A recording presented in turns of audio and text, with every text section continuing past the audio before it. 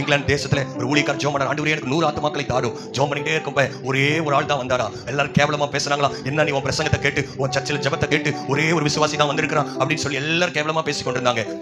அந்த ஒரே ஒரு புதிய விசுவாசி என்ன தெரியுமா பண்ணாரா, அந்த ஊழியக்காரட்ட வந்து ஐயா எனக்கு ஞானஸ்நானம் கொடுங்கள் என்று கேட்டாரா. அல்லேலூயா. விசுவாசி வந்தது மட்டும் இல்ல, ஞானஸ்நானம்.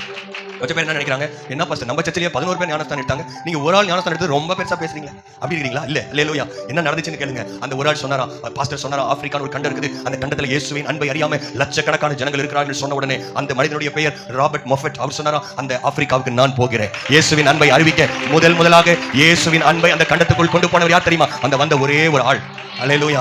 அவர் போய் இயேசுவின் சுவிசேஷத்தை மிக வல்லமையாய் பிரசங்கித்து வந்து திரும்ப அந்த ஆங்கில திருச்சபையில் அவர் பேசினாரா, அங்க பெரிய வேலை காத்துக் கொண்டிருக்கிறது, ஆண்டவருக்காக நீங்கள் எழும்ப வேண்டும், வேலை செய்ய வேண்டும் என்று சொன்ன உடனே கீபோர்ட்ல வாசித்துக் கொண்டிருக்கிற கைத்தீம்ல இருக்கிற ஒரு ஆள் சொன்னாரா, நான் போகிறேன் என்று சொன்னாரா. அல்லேலூயா. அந்த பேர் யார் தெரியுமா?